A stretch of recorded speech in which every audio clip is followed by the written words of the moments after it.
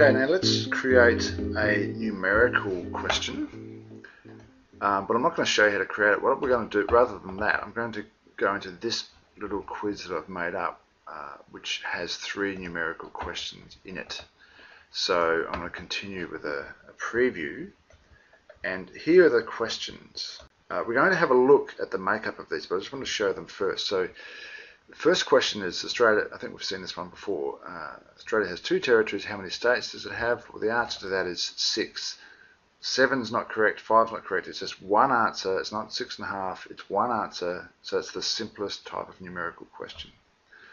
The next one is a purely maths question or approximation question. So approximately to a whole number, what is 45,326 divided by 5,673? Now the answer to that is actually 7.98, so essentially 8. So that's the correct answer, but if someone said 9, I'd be fine with that, and probably if someone said 10, I'd be happy. So I've actually set that up, and I'll show you in a minute how this works. So there's going to be a range of answers that will be allowed to gain the mark, and before or after that range, it'll be 0. In the third question, what was Australia's population in 2008? Give your answer to the nearest 500. This one I've staggered, so there's a range which will give you the full mark, but then there's a range either side of that that will give you half a mark. Let's now go to those questions to see how they are set up. So we'll go into settings to do that, question bank, because we can access each question in there. We're looking at the numerical ones and other ones with the little numbers above, so these 3 here. The simplest one was the number of Australian states, so if we have a look at the edit button to that question, there's the title, and what we're interested in is the answer is 6. Accepted error is 0 because we don't want anything other than 6. 6 is what we want, and that gets them 100%. There's no need to set any other answers because that's the only one we want. So that's the simplest form of numeric answer. The next most complicated is the estimated division question. And what I've done there, I know the answer is close enough to 8, 7.9897, etc. So what I've done is 8 is perfectly good, and that will give me the 4 marks, but I'm allowing an error of 2.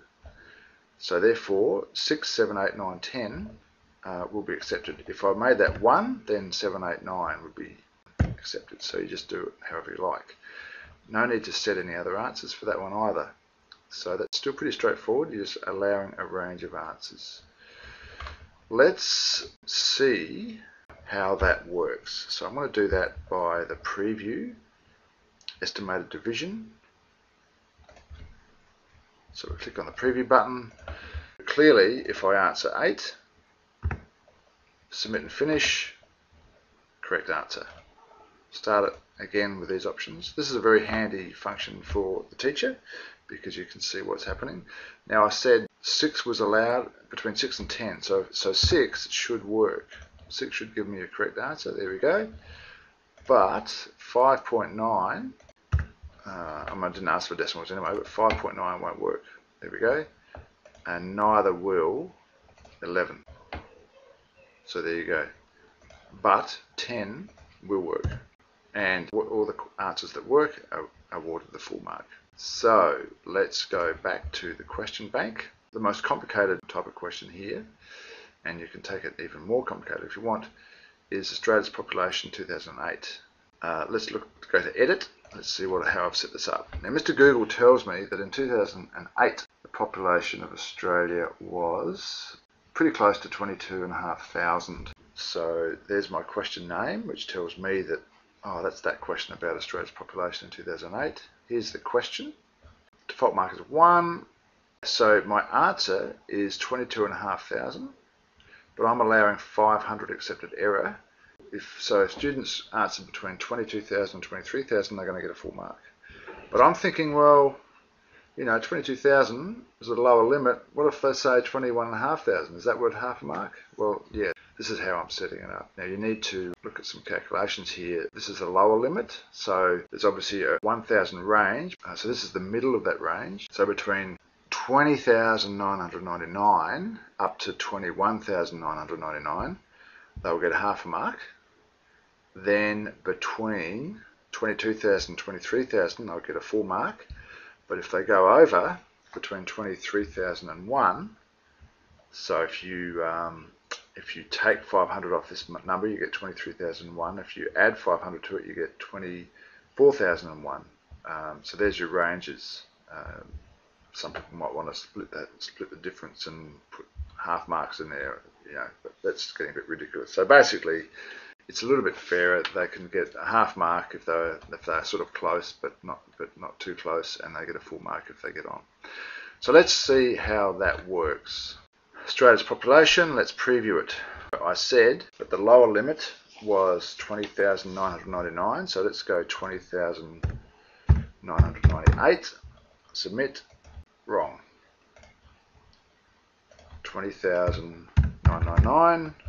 Yes, partially correct, half out of 1. Let's now go to 21,999 because that's the upper level of that lowest half mark band. So that's half a mark.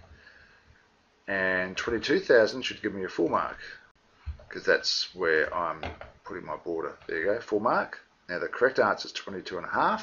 Well, who knows exactly how many there were, but that's the closest. So if we go to 23,000, that's a full mark, but 23,001 will give me half a mark, as will 24,001. And 24,002 will be wrong.